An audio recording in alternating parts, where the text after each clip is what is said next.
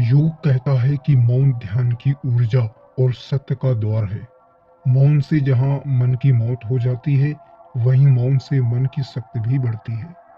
जिसे मोक्ष के मार्ग पर जाना है, वह मन की मौत में विश्वास रखता है, और जिसे मन का भरपूर व सही उपयोग करना है, वह मन की शक्ति पर विश्वास करेगा। जब तक मन है, तब तक सांसारिक उपद्रव है, और मन गया कि संसार खत्म और संन्यास शुरू। मौन से हम कुछ भी घटित कर सकते हैं। योग में किसी भी क्रिया को करते वक्त मौन का बड़ा महत्व माना जाता रहा है। लेकिन हमारे सामने एक सवाल चकाचौंध करता रहता है कि आखिर हम क्यों रहें मौन। तो हो सकता है कि पिछले 15 से 20 वर्षों से तुम व्यर्थ की बहस करते रहे हो, वही बातें बार बार सोचते और दोहराते रहते हो जो कई वर्षों से क्रम में चली आ रही हैं।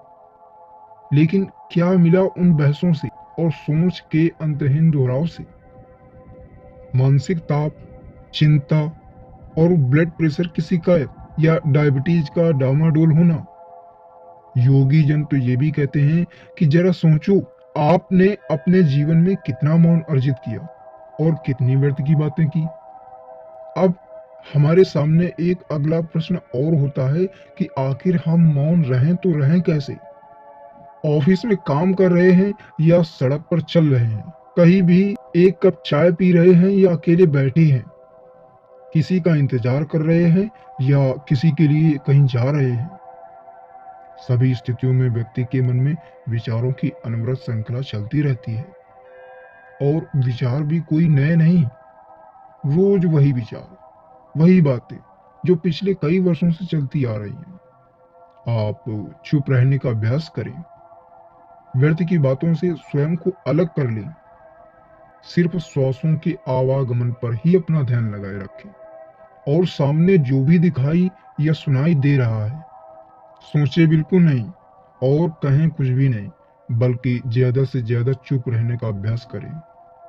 यदि आप ध्यान कर रहे हैं, तो आप अपनी सांसों की आवाज सुनते रहें, और उचित होगा कि आसपास का वातावरण जो भी घटित हो रहा है, उसमें न ध्यान दे करके सांसों पर ध्यान दें।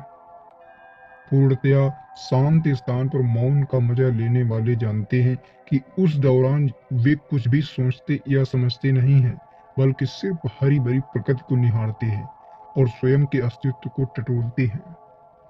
तो क्या हम मौन हमेशा रहें, या इसका कोई समय भी है?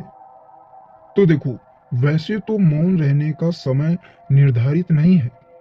आप कहीं भी, कभी भी और कितनी भी देर तक मौन रहकर मौन का लाभ उठा पा सकते हैं। किंतु फिर भी किसी भी नियुक्ति समय और स्थान पर रहकर हर दिन ध्यान या मौन 20 मिनट से लेकर 1 घंटे तक किया जा सकता है। परंतु हम मौन में करें क्या?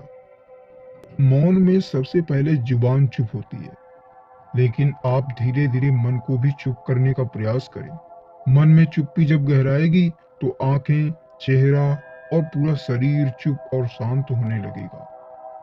तब इस संसार को नए सिरे से देखना शुरू करें, जैसे 1 या 2 साल का बच्चा देखता है।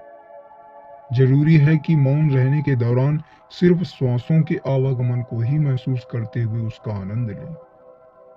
हम मौन रह सकते हैं, लेकिन हमें ये भी तो मालूम होना चाहिए कि मौन के लाभ क्या हैं। तो मौन से मन की शक्ति बढ़ती है। शक्तिशाली मन में किसी भी प्रकार का भय, क्रोध, चिंता और व्यग्रता नहीं रहती। मौन का अभ्यास करने से सभी प्रकार के मानसिक विकार समाप्त हो जाते हैं। रात में नींद अच्छी आती है। यदि मौन के साथ ध्यान का भी प्रयोग किया जा रहा है, तो व्यक्ति बगैर मन के जीने वाला बन सकता है। इसे ही मन की मौत कहा जाता है, जो आध्यात्मिक लाभ के लिए जरूरी है। मन को शांत करने के लिए मौन से अच्छा और कोई दूसरा रास्ता नहीं है। मन से हम जागरूक हो सकते हैं। मौन से सकारात्मक सोच का विकास होता है।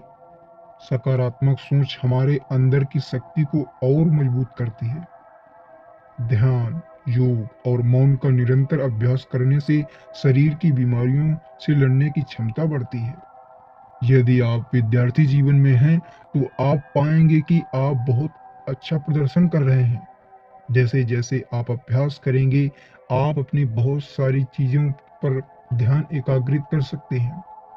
तो ये कुछ रहे मौन रहने के लाभ। आज की इस वीडियो से आपने अगर कुछ भी सीखा है तो इसे अपने दोस्तों के साथ साझा कीजिए, ताकि वो भी अच्छी से अच्छी बातें सीख सकें।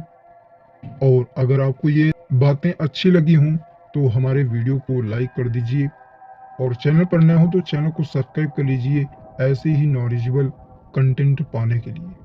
तो मिलेंगे किसी एक और नई वीडियो के साथ में, तब तक के लिए धन्यवाद।